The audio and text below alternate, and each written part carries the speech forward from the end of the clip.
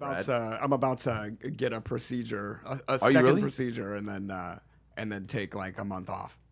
And that's just so you can continue doing On the pipes or like something? Yeah. Yeah, it's all my voice. I've learned a lot about the musculature of the anatomy of my voice over the last couple of years. Well, all right, Dr. Green, let's hear about it.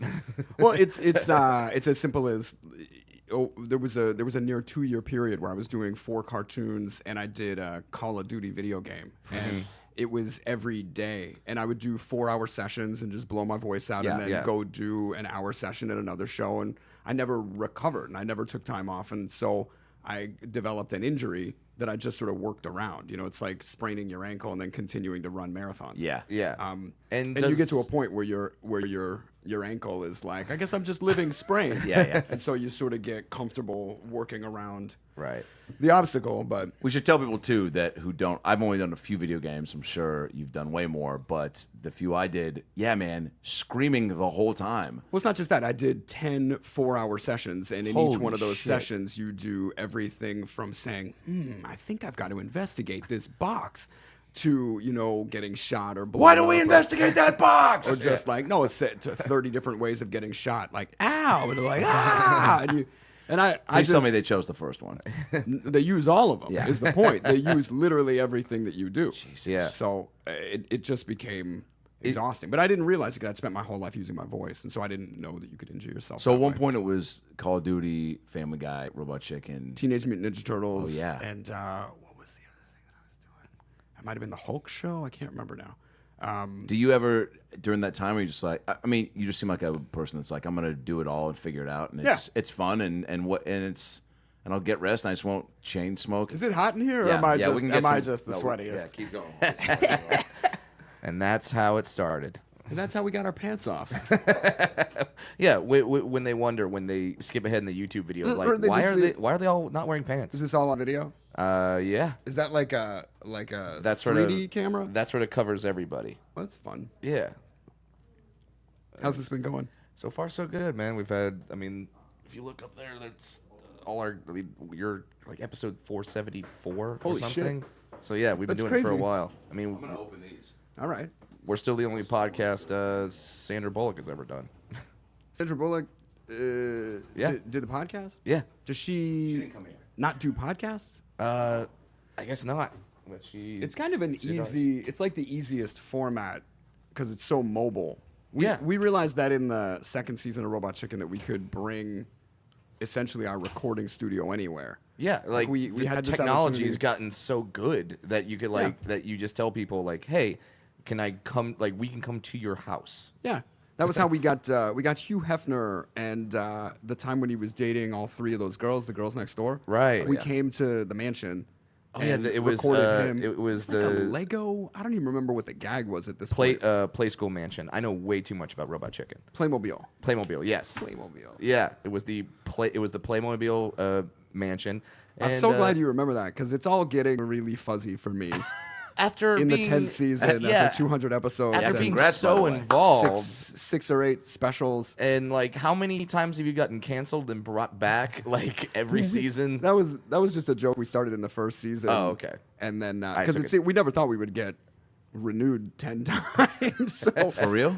yeah, of course not. You know, no, I have more of a track record with shows getting canceled than I do with them being renewed for several Was years. there a part of you that was kind of like, because Larry David tells the story that when Seinfeld got re-upped for like a second season, he was like, well, fuck. Like, how are we going to write 10 more episodes? Like, do you ever get tired of it? Or are you like, oh, are you always excited when you guys get re-upped for another season? I love Robot Chicken, and I love even more that audiences are still showing up for it 10 seasons later. The thing that's helped us, I think, is continuing to involve new people and not just assuming that we're the only ones who can tell these jokes. And the truth is, when we first started Robot Chicken, it was I felt popular because our own passions felt singular to us, and we were meeting an audience for the first time that shared all of these points of influence. Yeah. And so there's this moment where everyone is just sort of agreeing about what pop stuck to them, and what they found, you know, ironic or silly.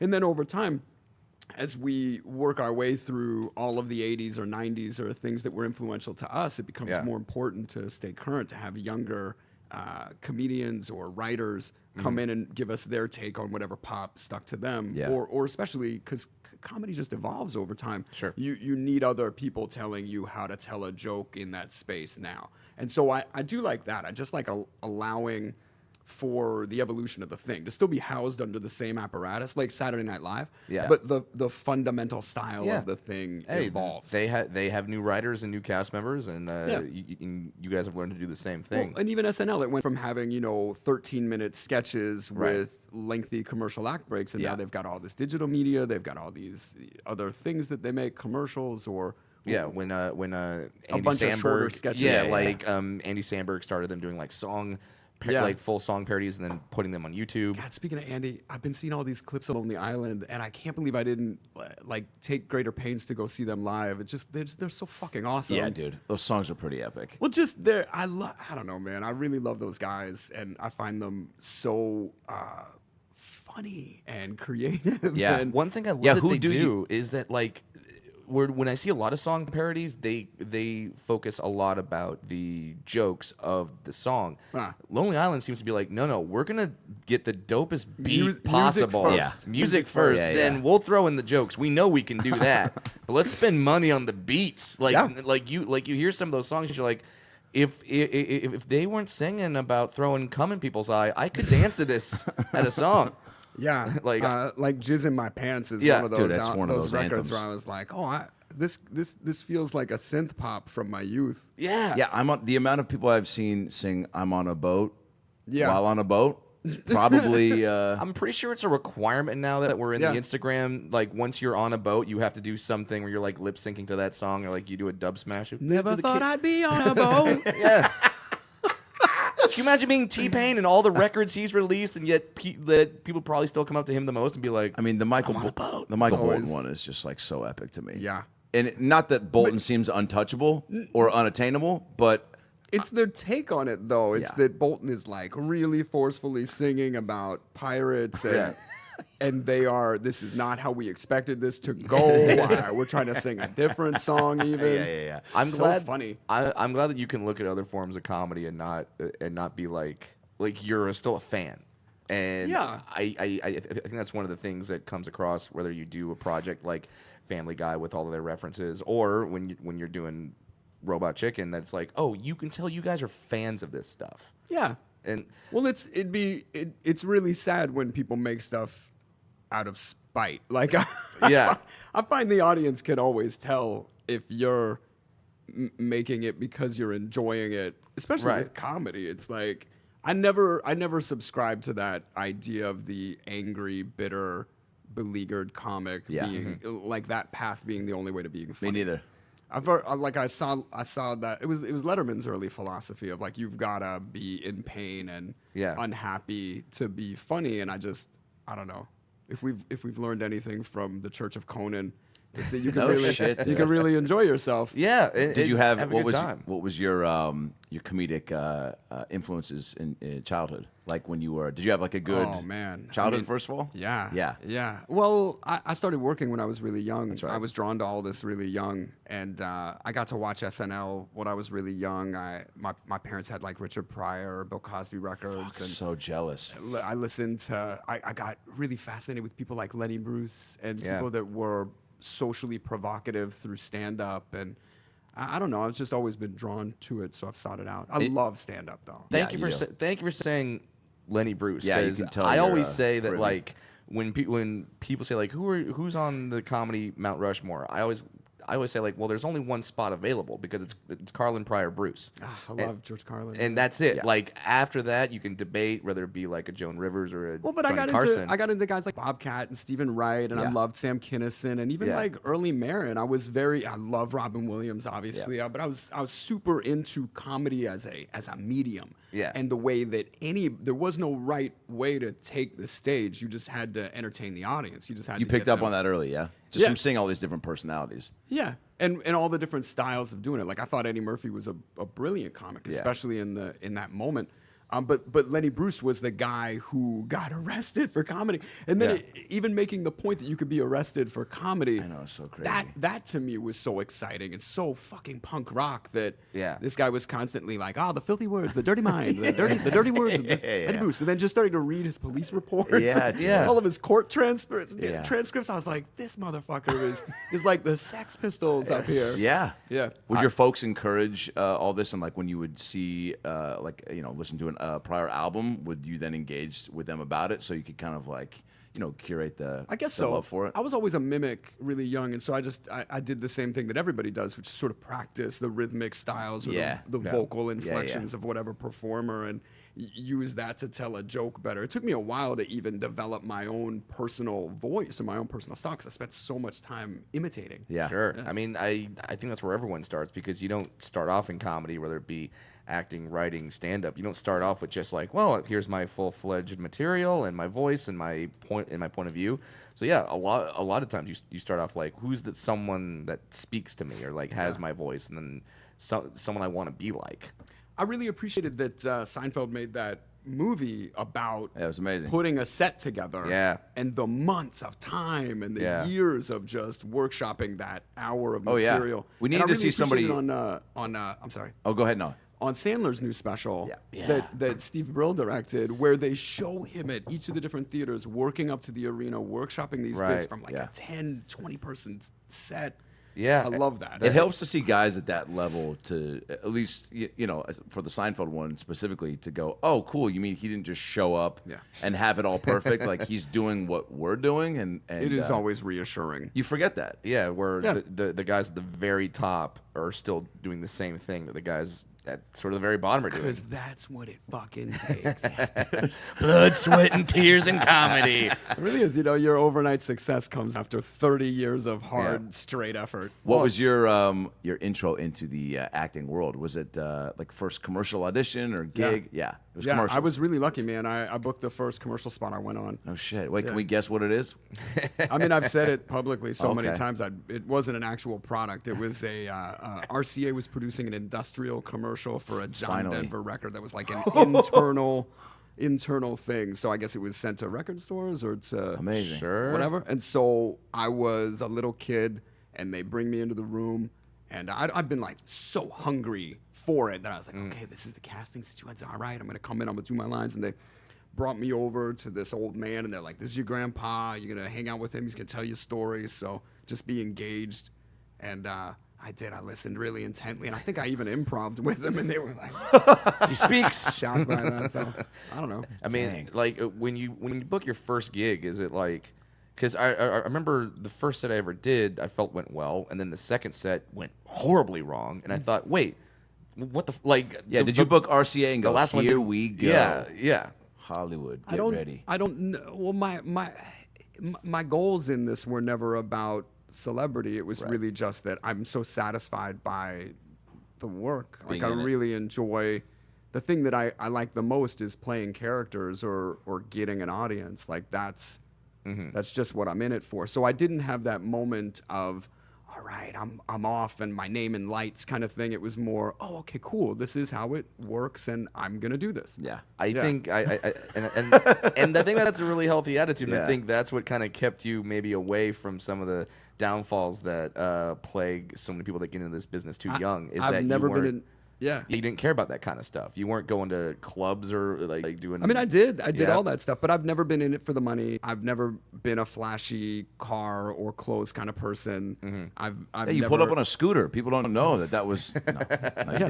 I'm all about the environment, and plus, there's something really satisfying about just throwing that scooter in the street when you're done, and like deal with that. It really is. I did. I took a picture of it. Flung up against a pony wall that borders the dry cleaners. Sure. And said, sue me. Yeah. Delivered. I'm always amazed when I see those scooters because I'm like, if I had that scooter as a kid, that would be the best thing that I owned. Yeah. Like it would be like that in my Sega Genesis. Like I don't know which one I would. And then to see someone just chuck it in a bush or in the middle of a road or like throw it in the ocean It's part of the like declaration of freedom, though, where you're like, this scooter is not my obligation. Oh yeah. It's also I need you, but I a don't. dick move because someone else is gonna roll up on that scooter with busted tires. Yeah. The frame all. Oh yeah. crooked. Yeah, exactly. I do enjoy watching people just like scoot by on those things.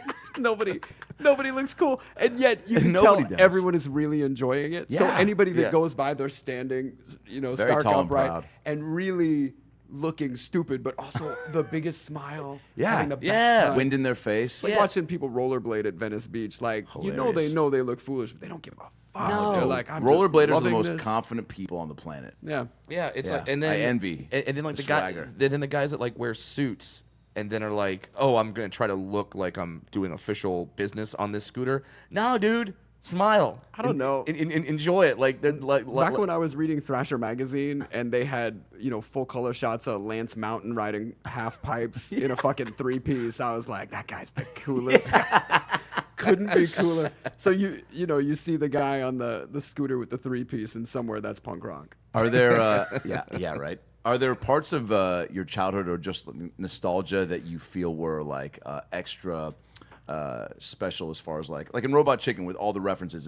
Is there one episode or moment where you were like extra geeked out on to do because you're like, man, talk about something that taps into like my childhood or what I remember getting really like excited about? Yeah, it was people that we got to have in. I got to make a movie with Burt Reynolds, and then Burt came in to do Robot Chicken and brought Dom DeLuise with him, and we just had the two of them in the booth being ridiculous. And Burt just like hard extended his arm into Dom's face, and Dom was on a walker at that point, so he like slapped him on the mic, and I was like, you don't need to actually slap him because we can't see any of this. So like Bert comes from that old school where he's like, oh, I have to be my own Foley artist. Yeah. Like he's making the sound effects and Dom's sitting there cowering in the corner. It was those kind of moments. We had Don Knotts on the show and I got to direct him. We had Pat Morita on the show. So it was like getting to do those kinds of things with those guys. I had Phyllis Diller on the show, and it's like, No way. Yeah, so for me, those kinds of experiences were the stuff that really checked that holy shit box. Versus us covering a particular type of pop. Right. You get so many like crazy guest stars. Is it because you offer to essentially, like you said earlier, take the recording studio to their homes? Like, how do you reach out to some of these people? It's a little bit of us going after somebody and a little bit of people saying that they like this show and they want to do it. Yeah. Okay. And then I'm always conscious of trying to offer somebody something that won't get cut and something that would be fun for them to do. So most often we don't go after somebody for a part that they've played themselves unless there's some kind of nostalgic enthusiasm for them playing it in an transformative way. Right. But it's more fun to have other people play famous characters because that's usually if you're going after Chris Pine, it's more interesting for him to play Tom Hardy than it is for him to play Captain Kirk. Right. It's like it's too on the nose, and it's just let's let this person have fun. Yeah, that's usually how we get people. Is it's fun. It's very short. It's like less than 20 minutes of recording time. We can do it anywhere. Yeah. Adam and I have both been voices on this next upcoming season, and Thank you. Adam's, welcome. Thank you. So fucking. Adam's done it before. This was my first time, but I was so happy with the process. Like you come in, you guys do like 2 or 3 takes, and you're good. Like that. Like they weren't like dissecting every word or anything like that. It was It's very hyper loose. specific. It's more Wes Anderson in the process than it is in the records. Like by the time we get somebody in the booth, we have a really clear sense of what it needs to be to work. And there's a little bit of wiggle room for improv or what the artist is going to bring to it. But in a lot of cases, for this shit to actually play, it's got to hit a particular rhythm. And you can tell by someone's take if it's going to fit into the larger puzzle or it's not. Yeah. Do you already have all the stop motion essentially done before you No. record? You record all of the dialogue first. Okay. And then all of the typically with animation, you do all the VO stuff first, and that way the animators know what it is that they're working around. Right. All right. So they take the actor's performance and they bring that to their own performance. Okay. And then when you're writing stuff like that, like you just have so much material to pick from. You can go from any TV show, any action figure, and then all your guys' original characters. Like, do you start saying, all right, today we're going to write a GoBot sketch? Sort of. I mean, when we write over 20 weeks and we have 5 cycles of 4 weeks or 4 cycles of 5 weeks, depending. And in each one of those cycles, we'll bring in new writers and we'll task them with generating 4 scripts or 5 scripts, depending on how our cycle's broken down. And so each morning, the head writers will either throw words up on the board like GoBots, or if we know a movie is in production that we know is going to be something like Godzilla, okay, guys, we want something for King of the Monsters. But we're in a weird pattern because you can't be current. Animation takes so long. The entire process of this thing is like a year. That's about it. Yeah. Yeah, but we're not.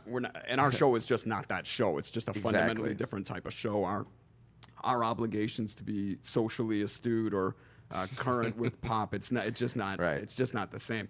So we're always conscious of what's going to stick around in a year. Right. It's why we didn't do like a parody of the Nick and Jessica Newlywed Show, because we were like, I don't know, 2 years from now, is this even a thing? Yeah. And you probably watch the show, you're like, they're breaking up. It wasn't even like that. It was like we really wanted to focus on stuff that the audience would have a deep connection to, as opposed to trying to be SNL and play like what's the most current pop. Right. The itch that Robot Chicken seems to scratch is people saying, oh my God, I remember that. And I always thought that was this, or I always thought it was that. Yeah. Do any people get like, because you're using toys, and people are very possessive of their toys and their childhoods and their nostalgia. Like, does anyone be like, from personal experience? Hey, you shut the fuck up about G.I. Joe. I've said that a million times. Is there anyone that goes like, He-Man would never talk like that? Do like people get upset about? We still get a little bit of, but that just means we haven't done our job right. Like, if the true fans are dissatisfied with the representation of a character, it means that somewhere we've either misinterpreted the character or that person takes it too seriously. But I believe that the taking it too seriously is the whole reason Robot Chicken exists. Yeah. Exactly. So we'll allow that. Yeah. I want to. But yes, to answer your question, people are all the time like, I feel like Homestar Runner is completely inaccurately represented here, and I'm gonna need some reparation. Dude, I took time to, once I did my bits for the show, to walk through the toy room and like see all your collections, and wow, like that like, when you say collections, it makes it sound like I'm Steve Sansweet and I'm walking you through Rancho Obi-Wan. We have a massive production facility that handles all the manufacturing and the modification of anything that's going to be a character on the show. And as a result, we've put together a large library of available characters in storage. Yeah. But it's not necessarily a curated collection. Right. Do you yourself have a collection at home that is pretty extensive? I've gotten less and less concerned with collecting things. And I think that's just a result of having a volume of things and not having a place to display them. Yeah. Or also being conscious of any of these collections becoming definitive of me as a person. And it's probably a product of having made Robot Chicken for the past 15 years that I've gotten to handle, interact with, or own every Grail item that would have called to me. Yeah. And it's not like it lessens the specter of it. It just makes it less urgent for me to own it and display it. Do you still have the backpack from Can't Hardly Wait? Does Kenny Fisher still exist somewhere? I don't have any of the props or costumes that Kenny Fisher had. I was always kind of sad about that, actually. I was like, I should have kept something, but I didn't. There's a world I'd like to live in where Kenny Fisher is on Inside the Actors Studio. I heard Love Hewitt come out and say she wanted to make like a... Yo, James, what's up, dog? What's your favorite curse word? Ah, shit, dog. I don't know. I got to think about that, James. Like, Lipton tea up in this bitch. Lipton cup of soup, motherfucker. If heaven exists, what would you like for God to say when he meets you at the pearly gates? Say, oh, Kenny, you dope, dog. I think we just wrote a Robot Chicken sketch. That's funny. Dude, that... do people still like get in your face about that movie and how iconic it was for that time? People definitely still tell me that they love that movie, which makes me really happy because I love that movie. Was that time just I I mean, you know, it was as far as like high school movies go, like I feel like that really took everything up a notch as far as like covering every base, and like the comedy that was in that like kind of set the table for movies that followed. And you know, just speaking personally, like being in that time, it was just like overwhelmingly like, holy shit, like I can't believe they're depicting yet like they're finding all these pieces of what we're going through, and then also like displaying all the things that you want to be doing. Oh, I love that. I was really happy that the movie connected, because I always thought the script was so clever, and I loved those everybody involved with it. And I also knew reading it that it was a huge opportunity for me as a performer. Yeah. And I just tried to like. Yeah, what a great fucking part, right? Hell yeah, man! And you know that when you see it, right? When I read it, I was like, oh god, if I can get this, and then I will give my everything to it. I was like, this will be a thing that people remember. I mean, it was scene stealing. It was like what you walked out of the movie being like, fucking, who's our Kenny Fisher, you know? I like that. Yeah. Yeah, and it's one of those parts where you almost can't overact it. You know what I mean? You kind of can, but you can really just bring everything to it. He needs to be both foolish and convincingly foolish. Like you can't ever feel like that character is he's just he completely lacks self-awareness. Yeah. Like he's all bravado and confidence that's covering up, you know, all that incredible insecurity and self-loathing. And so I tried to just make that feel honest. And it did. Thanks. Yeah. Even my mom was a fan. The amount of times she's walked into Shabbat dinners being like, man, I have got to have sex tonight. I was like, Jesus Christ. That's a deep cut pudding. It'd be so funny. Are you trying to fix me up with your mom? Yeah. What's happening?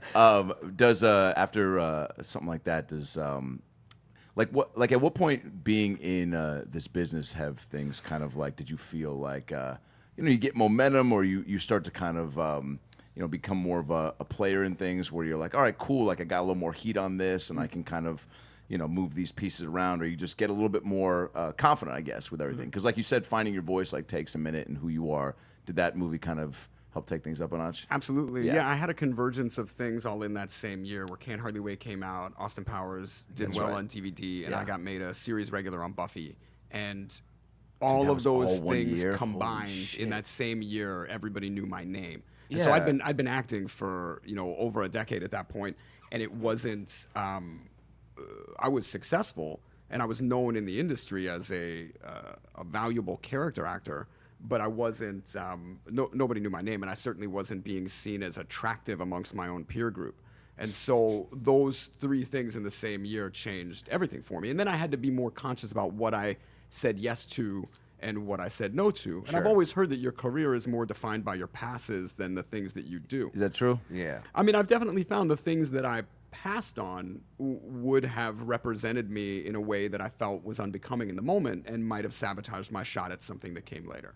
But you never know in those moments if you're making the right choice or not. Oh man, yeah. And then you talk about Buffy, Can't Hardly Wait. Like you were like every teenager, that was their shit. Like those three entities. Sort of like Can't Hardly Wait.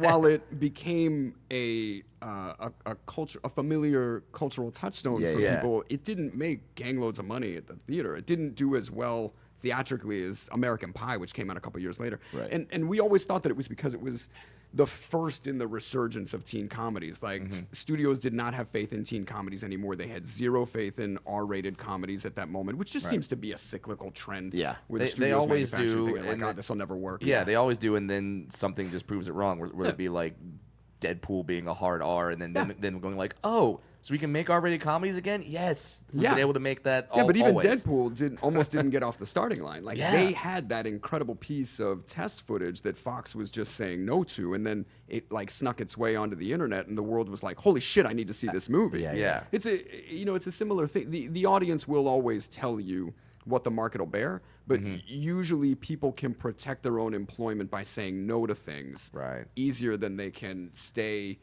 they can keep their job by saying yes to stuff. No studio head, no executive you get very few people who are like, we have to make this movie. Right. Most people are like, I don't want to get fired, so this is a little too risky for me to say yes to. Yeah, and that's really unfortunate because there's a lot of things out there that are just really creative and really original that just gets said no to because they're new and original and not banked upon.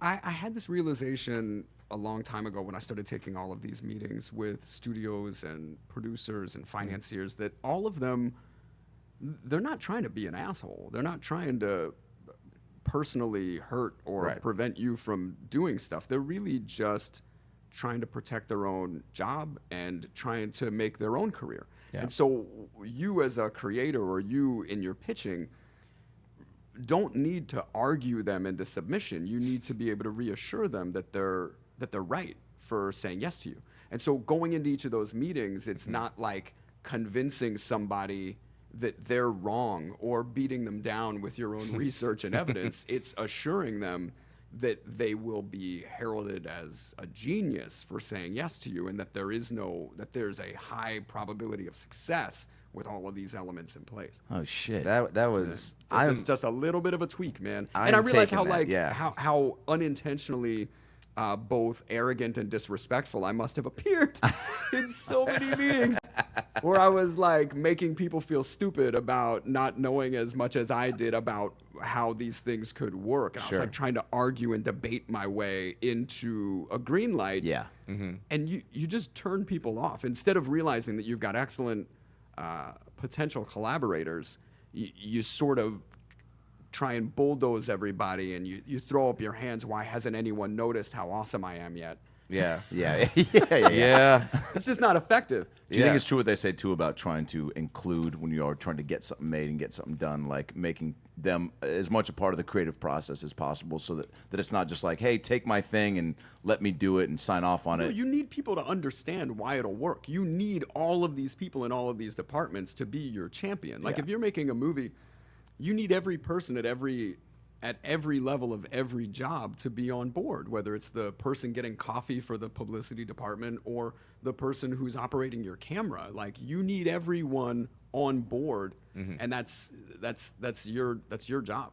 And to get everybody into it. Yeah. How hard was that when you were making this new film, Changeland? To get baby. People on board. So well, this is really difficult. You wrote and directed this. Yeah. And starred.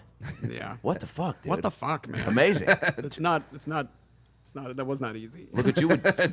Did you do that? Oh, wait, did you like get chops. done? Thanks, man. Yeah. Did you get done at the end of it? Go, wow, I'm never wearing all those hats again, or were you more like inspired to try something like that? I definitely understand why people take breaks to recover, and I appreciate giving myself the space to sort of digest all this post game.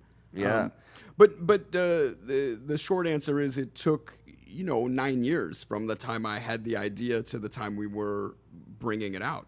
And that's just the way it goes. I rewrote the script 6 completely different times. Wow. Just because it wasn't getting across what I wanted it to. And then I even rewrote it halfway through our financing round because I had shown the script to several people, and they just weren't getting from it what I wanted them to get from it. And instead of coming at it like, well, everybody's just a fucking idiot.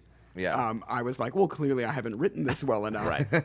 if no one is getting the point, Yeah. I need to give the audience a little more information for them to be able to grasp it. And it made the difference, like the difference between that first round of financing, rewriting the scripts, and that second round of financing. Got stronger, people were, I was able to see where my blind spots were, Yeah. and then I was able to strengthen those. I love that some people would see this and go like, oh, written, directed, starring Seth Green. You've been a Hollywood guy for years. They probably go, oh, he probably just walked in and threw this at a studio and said, make this. No, it's, like we did not have happen. a studio behind us. This was independent money. This was independently produced. It's independently distributed. Like we just, and that's just sort of, I knew that going in. I knew that this is not a big movie. I knew that this isn't a movie with like a ton of marquee names, even though everybody in it is successful and has their own credibility. This type of movie just, it doesn't elicit that kind of that thing, you know what I mean? Like I could go promote this everywhere, but it's still a small and intimate story. It's still the kind of thing that I hope audiences will share with each other, but that is not going to become a global spectacle. It just isn't. Right. It's not Ready Player One or Endgame. it is, you know, it's at its best sideways or garden state. Yeah, or- that's what I loved about it. I described Yeah. it to Adam as eat, pray, love for bros. Yeah. But even I think the bros of it Yeah. is almost too limiting of a specific. Yeah. category because Sure. I didn't feel like these guys were.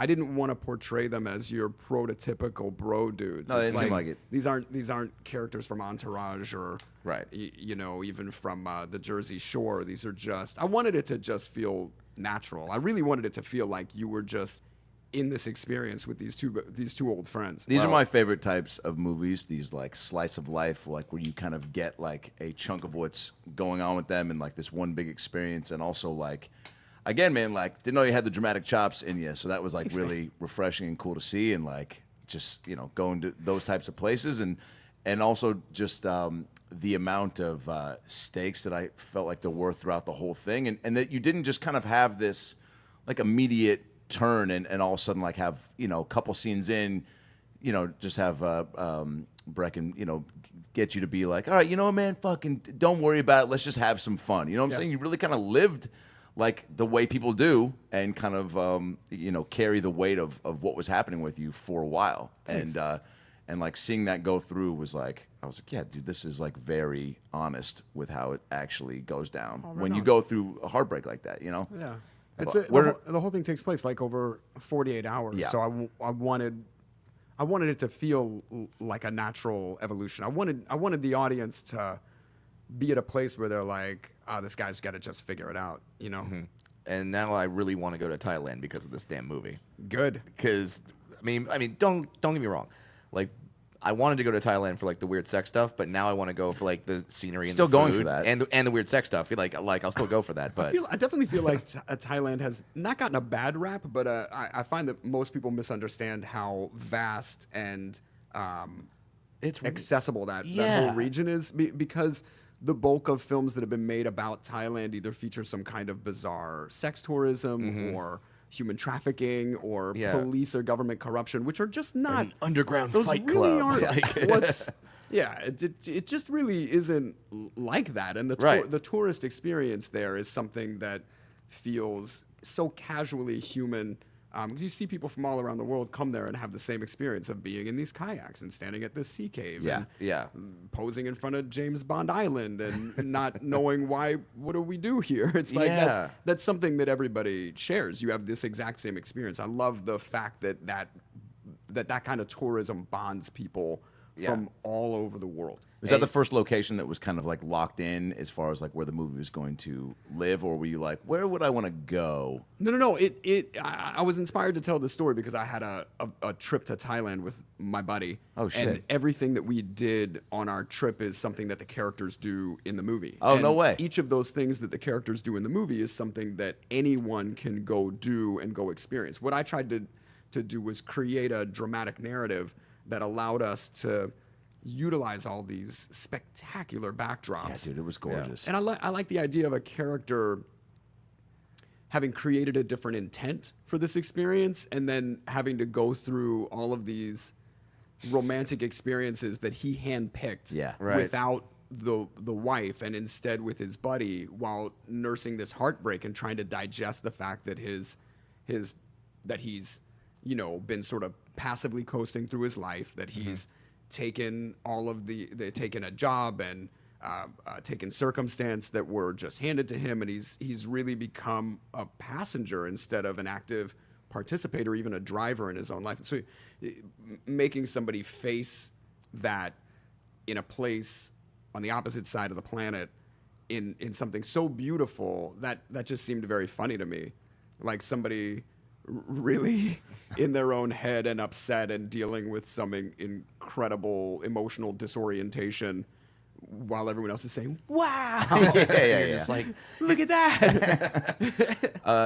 and you said like it was based on a trip to Thailand and that you Yeah. wrote the film. Did you have like a heartbreaking breakup such no. as this character? None of the goes through? emotional story Okay. has anything to do with it. In fact, even the characters that exist in the movie, I gave them dramatic circumstances. Like the guy that took me and my buddy Dan out on a snorkel tour, and then insisted that we come with him to the reggae bar, which is that place on PP Island where locals and tourists can fight each other.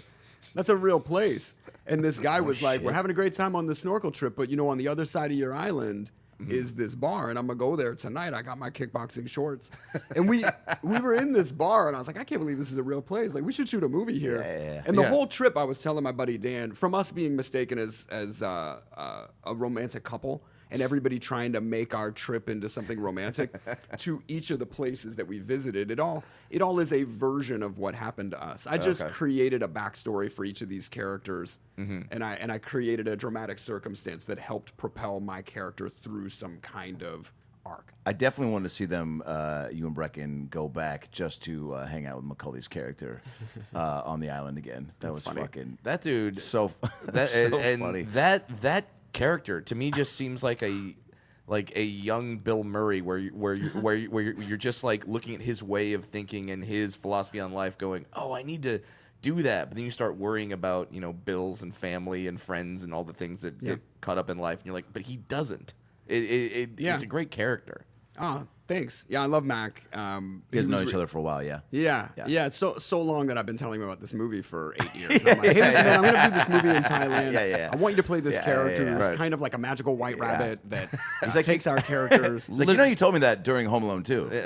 Literally wears bunny ears, so he is literally a magical white rabbit. That all just became we had started wearing animal ears. We've been going to New York Comic Con for the past 8 years. Yeah. And we joked that our panel there was both the semi-annual meeting of the Silly Hats Club and also for a period of time the annual public appearance of Macaulay Culkin. And we had all just gotten into this thing of like wearing animal ears as kind of a like, all right, we're gonna have fun now. Yeah. And that even became a staple of like house parties where we had like 50 different animal ears. And anybody that wants to pick your animal, and that's what we're doing tonight. We're playing running charades, and everybody's an animal.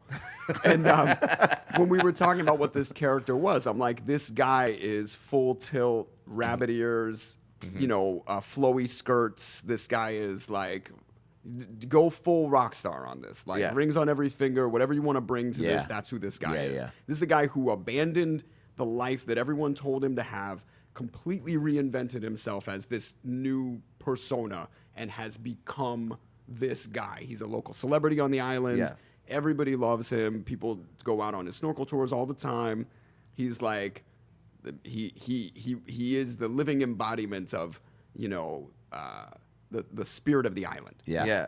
And he fucking nailed it. Isn't he great? Yeah. I mean, everybody is, man. It's like you cast it well. Like everybody, like, there's just a lot of genuine chemistry between everybody. Thanks, man. I went out of my way to write parts for specific actors that I knew it's a way to do it, right? Crush it. Yeah. So everybody says 90% of getting the thing made right is casting, and then just creating a circumstance where your actors can give you the best of themselves on behalf of your project. Did you write a part for Randy Orton?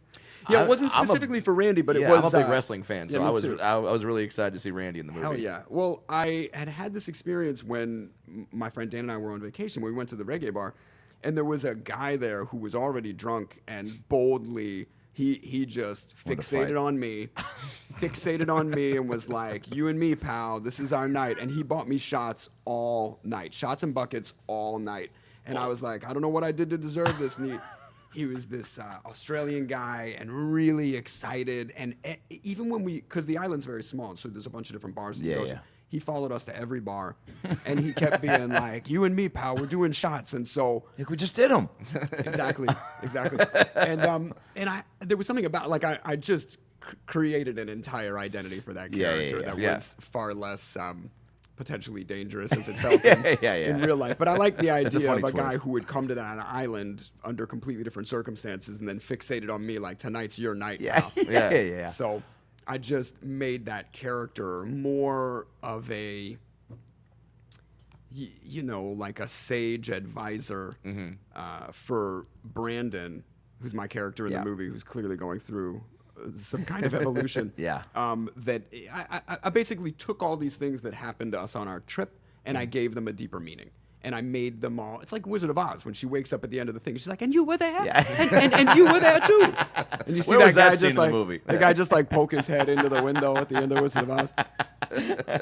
Want a shot? Yeah. One more Kind for the of. road? Yeah. Yeah. So then casting that part, I wanted that guy for the movie of it. I really wanted that guy to be this large presence with gravity and you know subtlety, and you need someone huge for that. You need someone that has that can be still and still command intimidation. And Randy and I had gotten to do I got to be the first celebrity guest host of Monday Night Raw.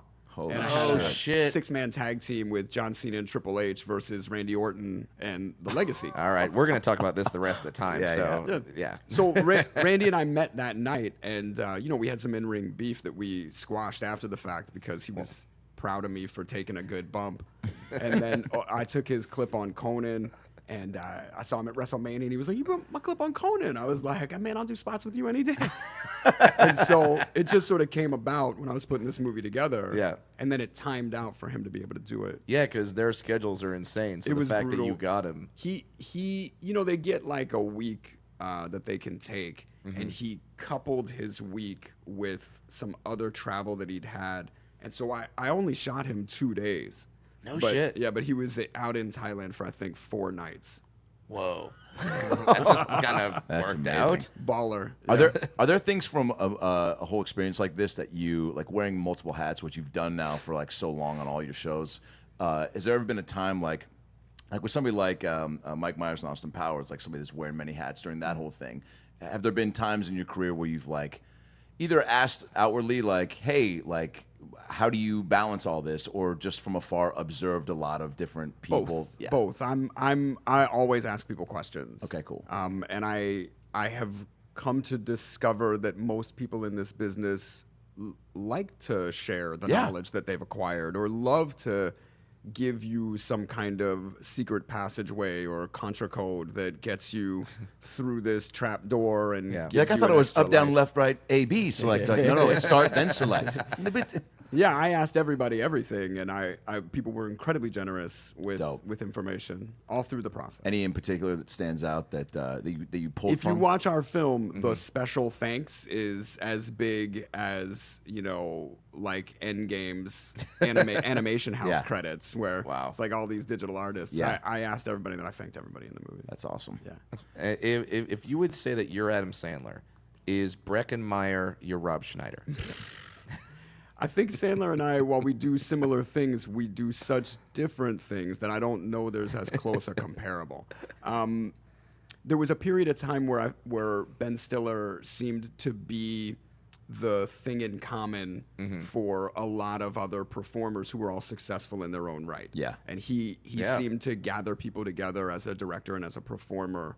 And because he had continues to have such a wealth of goodwill or people that liked him, I thought that was the closest comparable. But even Stiller and I were very different in the types of things that we do, where we are in our careers, what we want to see ourselves, what the audience bears of us on film, or the type of projects. I've always, I don't know, man. I've spent my entire life trying not to be stereotyped or pigeonholed or categorized as anything specifically. The one thing that is consistent throughout my career is that I love to make stuff.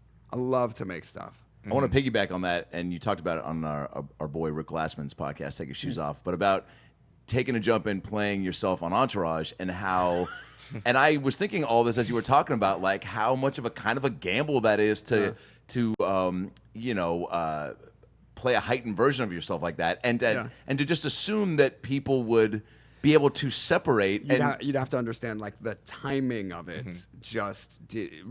Reality TV was just starting to be a thing, and I had underestimated how the audience was interpreting information. Right. Like, when I saw David Duchovny on Larry Sanders play David Duchovny, or when I saw any of these other incredible actors play versions of themselves on Larry Sanders, it was understood to be ironic, and it was hilarious. Yeah. Right. Because people had seen interviews with these people, or they knew them as a persona, and so the sending up of your public expectation is hilarious. Yeah. And that's really what I thought was happening.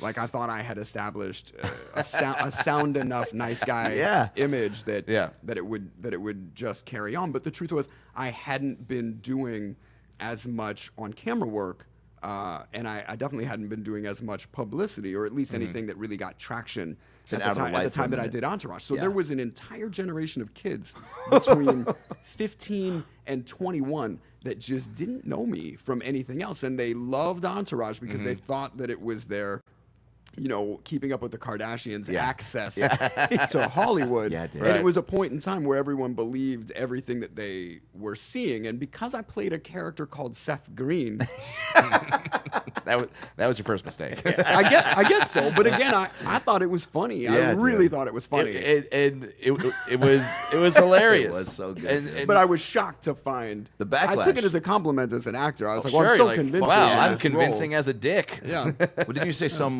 casting people or whatever got a little took a step back, being like, I did have this occasion where hit my girl up too. Casting people who were under 25 were having conversations with my manager and saying, you fucking hate him. He's just like fucking annoying, just so annoying, you just want to fucking punch him. And we were like, what are you even talking about? Are you talking about my character from Entourage that you've just overlaid as the absolute definitive truth of me personally? Yeah. Weird, isn't it? Weird. That's weird. And you grew up with Kevin Connolly, more or less, yeah? Or you just Kevin and I, we both. He was out of Long Island. I was out of Philadelphia. We both were in New York all the time for auditions. We did a Matchbox car wash commercial when we were 7 years old. And then everybody moved out to LA, and you just know each other. You're in the same cliques with one another. So Kevin and I have known each other forever. That's crazy. Yeah, and it's just fun to play. That does add to that villains, whole, right? Yeah, because you're willing to go further, or you can get even you don't worry more, about offending them, or it's like we're just, this is ridiculous. Let's get nuts. I mean, that shit was so real, right? To say hi to your girlfriend, there's nothing more, slimy a dude can do than that. And so the opposite of me, that I thought this was an incredible opportunity. Yeah. Do you get to improv and play more when you have that comfort with another actor? I always, my whole career was made as a supporting player. Yeah. Like all of the things that I've done so much more guest starring and day playing that it's always my intent to come into a situation and just fit in. Like I'll bring what I bring to it, but I don't want to do anything that's gonna cancel out or conflict with whatever anybody else is doing. So when people are interested in improv, when people like to improv, I love to. But I also I recognize that some things need a more rigid format. Is there a different process for coming up with a character on screen versus animation? And what I'm segueing into is the voice of Chris Griffin is so. I mean, I've heard you loosely talk about it, like how you came up with it, and I think it's fucking fascinating. And I'm curious if it's consistent with all voices you're doing with characters of that magnitude. Like that particular experience is more consistent with the idea of trying something. Yeah. Like even if it's dangerous in the room, like as an actor taking a risk. And for every story of Family Guy success, there's a dozen, if not 50, of people just being like, I don't know what the fuck he was doing. Jesus Christ. But you have to take swings like that. As an actor, you have to, not in a desperate attempt to get attention, but in a way to say there's no one else for this role but me. You have to take big risks like that.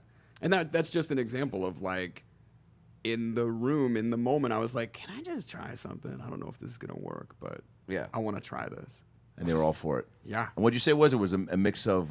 That whole week, I had been doing press for Can't Hardly Wait, and Charlie Korsmo, who's in that movie, stayed at my apartment while we were doing all the press. And we just had a great week together, eating KFC and Jack in the Box, and there you go. Reading... because they give you the press breaks and you read all the reviews, and it was like a pack of 80 reviews, and within the first review, it was very clear that critics did not like this movie.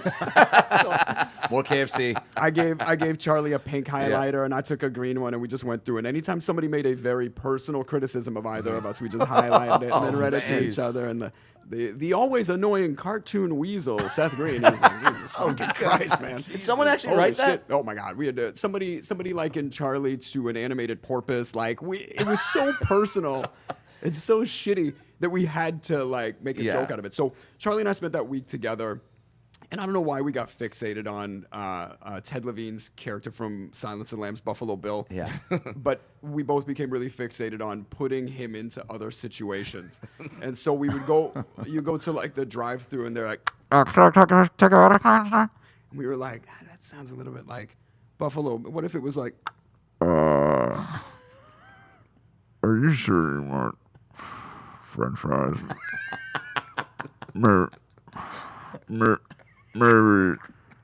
Maybe you're becoming more of a fat person. Do you want a larger Frosty for 15 cents? and we just, It puts the sweet and sour sauce in the basket. It takes the spicy chicken sandwich and puts it into the bag. and we just, this was killing us. We spent see all why. week just putting Ted Levine in other, like whatever, like you call the movie there. You called it for Showtime. He Said, She Said is playing at 7:15. The sparkly romantic comedy starring Kevin Bacon. And it just Oh shit. endlessly funny. So funny Yeah. that when I went in to audition for Family Guy, I was like, what if it was this? Thanks, Dad. Fight against the machine.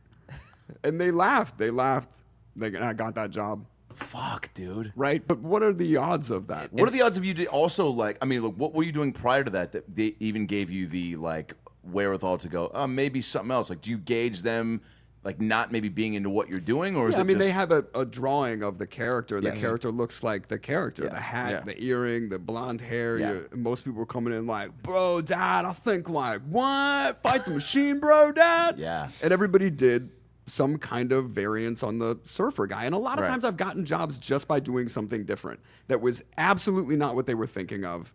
Yeah. Not even necessarily appropriate, but just by doing something so different that I got it.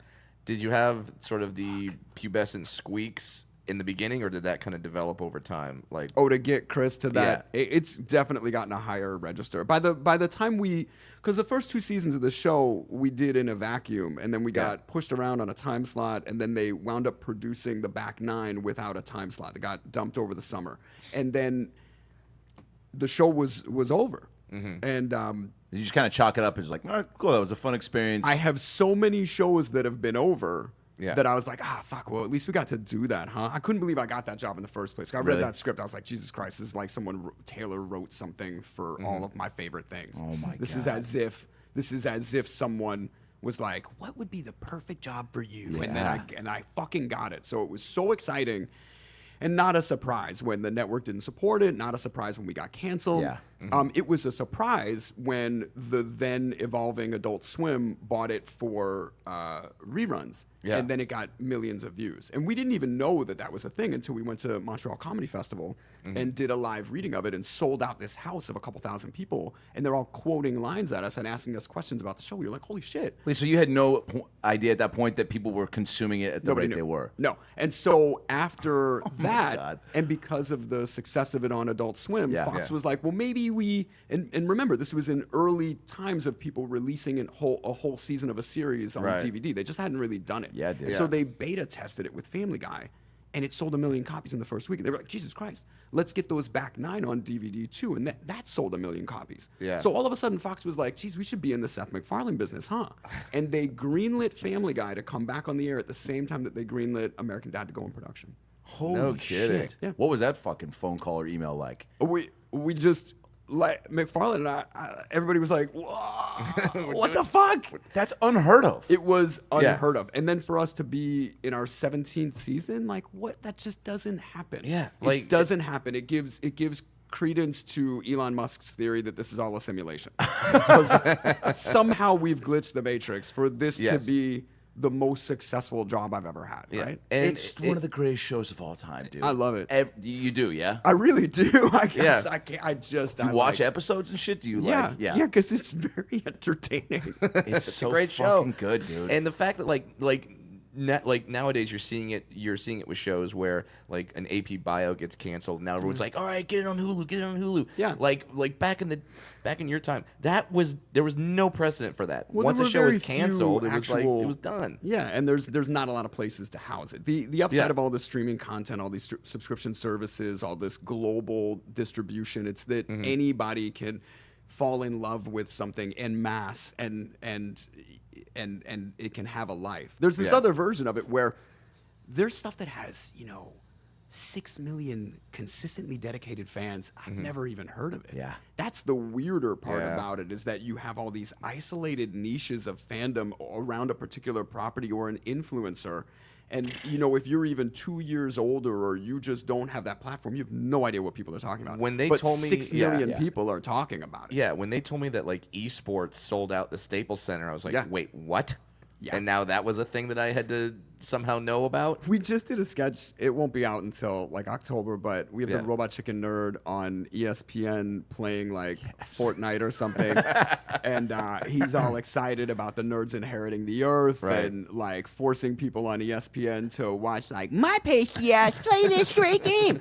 And then all the other guys on his team are really offended because they're all handsome. One of them's like, I just got a fucking esports scholarship, man. I'm gonna slay pussy at college. And our nerd is like, wait a minute, all the nerds are becoming hot. What is? I'm like an outcast inside this outcast group of people. What the fuck, guys? But it is true. Yeah, the evolution of all of it. But Yeah. that's when I was younger, I complained that people were not more accepting of the kinds of entertainment that I loved, and so we're almost over the other side of it. Yeah. Where females make up a definitive half of the population of Comic-Con, Yeah. and where things like esports are accessible to everyone, or where Into the Spider-Verse Yeah. wins an Oscar. Yeah. So it's like, I'm not mad that culture has evolved to a point where audiences are showing up for all the shit that I love. In fact, it just creates a greater opportunity for us to make it. Yeah, I went to a live reading of an episode. You guys did a bunch of stuff for Family Guy at the Wiltern in like maybe 2005, my senior at college at SC, and I was just like, this is fucking. And again, it was just like the DVDs to college just went bonkers, and then I'm watching like it was like so outside of like an outer body thing to be watching you guys do the episode, and just as entertaining. And I think Seth sang along with the song. Or, Sure. But do you enjoy the live stuff and even like the Comic-Con stuff? Yeah. I love Yeah.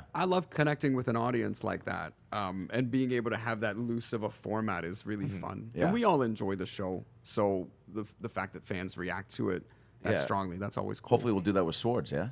Maybe. Yeah. We'll see. Like, Yeah. we've got until next year to see Yeah. how it pops. But boy, I love the show. Man, we can talk about that, right? Yeah. We're making a show called Crossing Swords for Hulu that'll come out in 2020. Yeah. Which is like a feudal Game of Thrones. It's like it is as violent and bloody and as full of sex as Game of Thrones, but it's acted out with these, marginally nondescript, armless peg people. So it's just inherently silly. Dude, I feel like it yeah. could be the next, the next big show like that. You know what I'm saying? I love it. The writing, all you the guys, writers did fuck, an oh, you incredible guys job on it. crushed it, dude. I barely had to do anything. I got to oversee and then just take a general credit for the thing. It's been luxurious. Yeah. And I can't wait for people to see it. The 'Cause I think characters it's are so fucking funny. in the storylines, man. Yeah. I mean, it's like Adam's some of been the telling me about this thing like before he laid down the voices and everything. Like he's been telling me about it, so I'm really excited. to see Me it. too. And it's an incredible cast. We got Nick Holt and Luke Evans and dude. Tara Strong. It's Adam like Pally. Yeah, Adam. Oh my God, how much do you love him? Yeah, so good. So good. He's so fucking. Did you see that show that he did? It was like a time travel show on Yes, Fox for a second. with our boy Yasser Lester. Everybody. There were so many people in that show, and it's just them jumping into a duffel bag and traveling to other time periods. Yeah. It was really funny. I know, dude. I like him. Thank you so much. It's been amazing. Oh yeah. Let's wrap it up. Sure. Yeah. Fuck this. Or we guys. can we can hang. I mean, I got stuff to do. We know you do. We did have one request, and you're more than welcome to say no. So anytime we have on a brilliant voice actor, impressionist, anything, we have a Thai restaurant that I actively order from, and we call them up, and we prank them. And Dana Carvey did his Paul McCartney, Chris D'Elia did his Jean-Claude Van Damme, Ari Spears did his DMX, and John DiMaggio just did it as a sassy black woman. Yeah. And would you be down to do it as Just like as Chris? Prank call the Thai restaurant. restaurant. Yeah. Yeah. Yeah. Sure. All right. Yeah, and you do. Yeah, we would. These have been some of our most epic times in the podcast, God. and Adam gives them plenty of business. Don't feel bad. Don't feel bad. What's the goal here? It's you know what? It's like your auditions. We want you to take a chance. Just be silly. I mean, look, Ari Spears asked them if they have N-word shrimp as DMX, and they said yes. So that was great. I mean, yeah, I mean, like, getting them to hang up, like, yeah, we're not trying to, but yeah, extend the calls. Oh, you know, Roiland did it as Rick and Morty and had him on for a little bit. That's Yeah. amazing. And yeah, it was great. I went to a strip club in Atlanta with Justin and convinced the DJ to let him get on the mic. Shut the fuck And up. Oh my god. it was hilariously funny, except that, you know, there's only like 6 patrons in the place. Yeah. Yeah, and And maybe so every 2 of girl them- that came yeah. out on stage to him being like, "Oh, look at this girl! She's got like big old boobies and like a big bouncing butt. Her butt's bouncing really great." Geez, Morty, yeah, you can't even see the ground. She's casting such a big shadow with that giant. Oh yeah, Rick, I don't think the girls appreciate it. You use that, and you see this girl on stage just getting more and more upset. Yeah, like, She's trying to be sexy. And he's like, she's just got a big old bouncy booby. You're pulling the rug out from under my performance. It's Yeah. really funny. That's amazing, dude. So how does this work? So I'll give you the phone. Just kind of hold it up to the mic, yeah? Sure. Yeah, I mean, or I can hold it, whatever works. Do you like to do that, by the way, when you go to different cities, if you're even working on a project, just get out and about? Like when we're traveling, you know, just in like Cincinnati doing a weekend of shows, it's like we always try to make a point to go, like, do whatever that museum is or go to the something. If there's time, I Yeah. love to travel Okay, and I cool. love to explore local stuff. Yeah. Yeah. Have you been to Seattle before? I haven't. Jesus. Isn't that weird? What? Yeah. I mean, I may have passed through, but I never explored it. Oh, dude, well, we should take a swords up to the Seattle Comic-Con. Right, Changeland 2, where you and Adam go to Seattle I together. have a very silly like it's the sequel to the movie will be like Rush Hour. I've got a genre switch. Yeah, dude. With the same characters that I think could be fun. All right, here we go. I'm going to hand it off to you, bro. We Put it on speaker or something? Yeah, it's on speaker. Okay. Let me turn up a little. Yeah. Hi. What time do you serve dinner? At 5 p.m. 5 p.m. Okay. I want to make a reservation. Sure. How many people? It's 10 people, and I want to. Okay. We need to bring our own silverware. Is that okay? Okay, that shouldn't be a problem. I just have a problem with germs and touching things and people. I'm sorry? Do you have noodles? What type of the noodles? The kind that are long and thin and come in.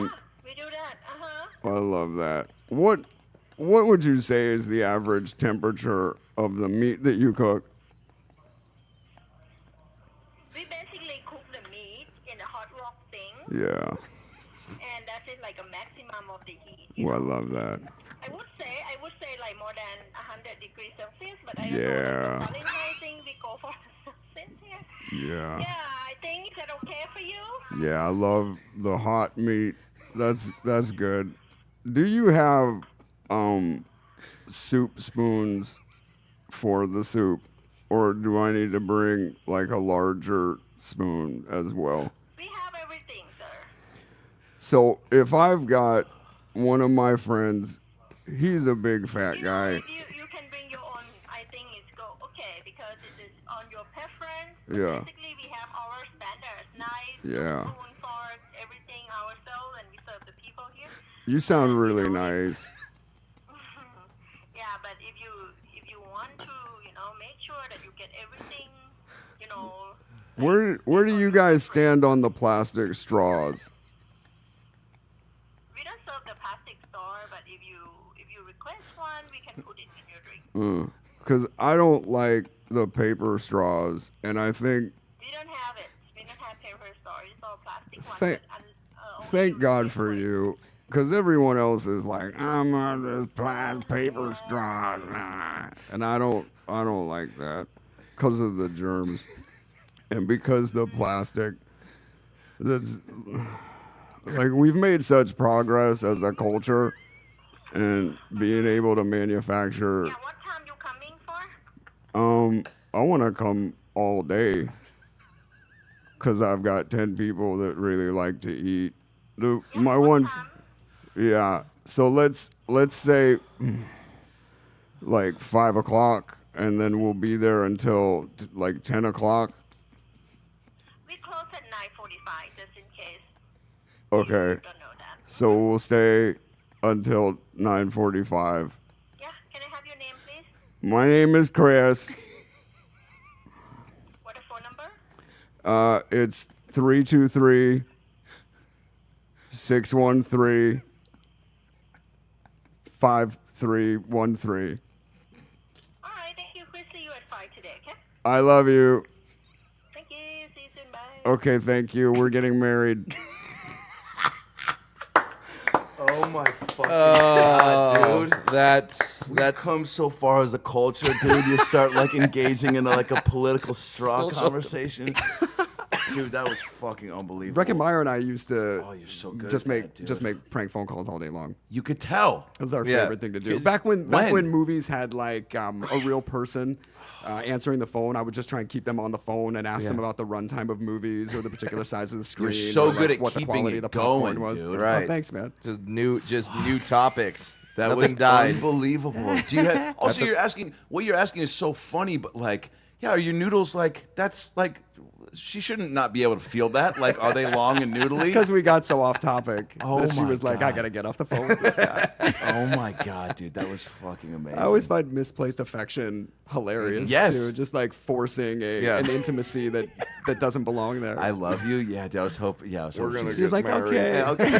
That's how my aunt is. My aunt's 92, and I always go, "All right, Shirley, I love it." She goes, "All right." That's good. Yeah, that's good. Good for you. I'm what's known as the Great Generation because I lived through this bullshit. All right, you're a little soft for my taste, Adam. Yeah, I literally You're told her the other day. I was like, "Well, I'll just call you back later." She goes, "Why? Just tell me what you have to tell me now." That's incredible. I'm 90. Yeah. Get it out. I don't got much time. I'm not gonna waste my seconds on you, friend. She calls me friend. We're loose acquaintances at best. I'm not gonna place a ton of investment in our closeness. You say nephew. I'm more like, maybe pen pal. Yeah, I didn't have a lot of say in us being permanently bound through blood, so it's not like the friends you choose. You understand, Adam? I do, Aunt Shirley. I guess I'm not getting a birthday card this year, huh? No, I'll send you the requisite $20. Yeah, good. Why is it $20? I keep my bill. That's the largest bill I collect. You collect them. Yeah, of course. But if you put more than one in there, the mailman's gonna steal it. Oh shit. Yeah, they can tell the weight. 2 stamps. This must be more than 120. If I know Shirley, there's an extra bill in here for old Henry the mailman. You know he steals my medicine. What's the point of having express scripts if your fucking mailman is always... taking your Klonopin. And that's how Adam choked on coffee and died. Steals my medicine is such a great aunt conspiracy. Yeah. Like the mailman steals my medicine. Yeah. Oh. Yeah. Also, why are you getting medicine in the mail? Well, because I don't like leaving the house. My bones are fragile. That's why I get my bone density medicine delivered to the house. I didn't know you got dense bones. Didn't you drink milk?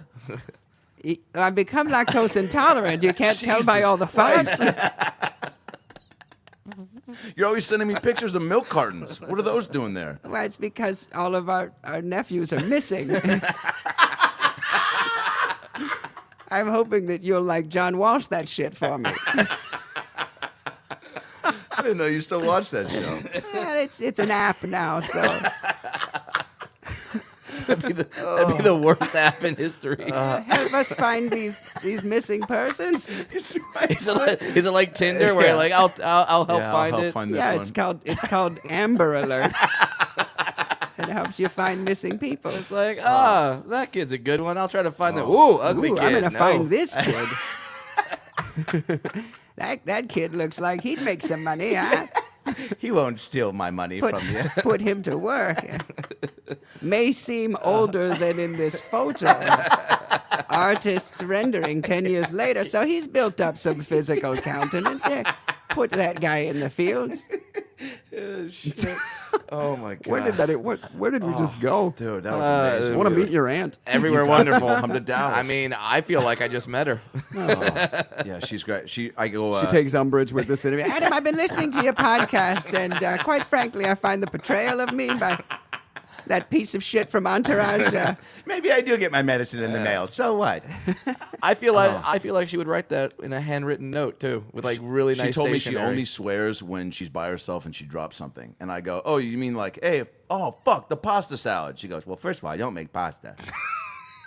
That's her objection Yeah. to the scenario. Yeah.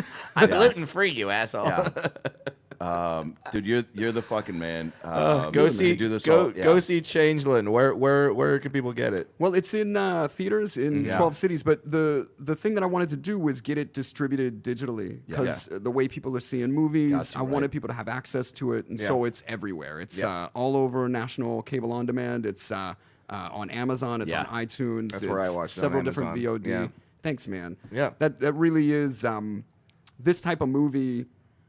This kind of independent film, I want people to be able to share it with each other, and I want people to be able to see it wherever they want. Like, it's designed as a cinema experience, and I think you get a benefit It is, from watching man. it on a big screen. Sure, and because having all an the audience Thailand with stuff, it's amazing. it. But at the same time, I made it so people could put it on their phone and put it in their pocket. Does Adam's aunt want to go see Changeland? What? It's called Changeland? What's the premise of the picture? Oh, it's this guy. He goes through a heartbreak, but Is it like Blue Velvet? That's my favorite movie. Not quite. He had a romantic trip to Thailand planned. Is it like 9.5 weeks? Ooh, that movie is so good. I don't know if there's as much nudity. I've been in this one. masturbating to Mickey Rourke for so long. I know you haven't. Shirley, you open with that every time we talk on my birthday. The only reason I saw L.A. Confidential was because I thought Kim Basinger might get naked. And ooh, those boobies. Am I right, guys?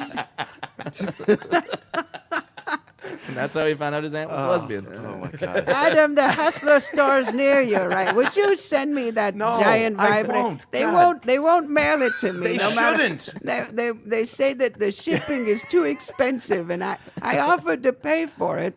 It's called the Humiliator, and The mailman's been stealing my dildos. Yeah, but you know that son of a bitch, Henry the mailman. He's How many dildos I've lost? He's eating all of my drugs and stealing my vibrators. God knows where he's putting them. Oh my god. I got that Peter North signature model, and it never arrived. The company sent me a photo of it on my mailbox, and I know Henry stole it. Why would he do that? Shirley, I don't know. The world's a fucked up place, you know? Do you know anybody that makes meth? Is it time for your dinner? This Geritol's not cutting it. Just step this action up. Oh, just go make some pasta salad, Shirley. I told you I'm gluten free, you son of a bitch. Now I know Adam wants to kill me. Why don't you just feed me some milk, asshole? Oh man, I haven't laughed hard in a long time. Good. I'm gonna have to oh god. We gotta animate I'm that.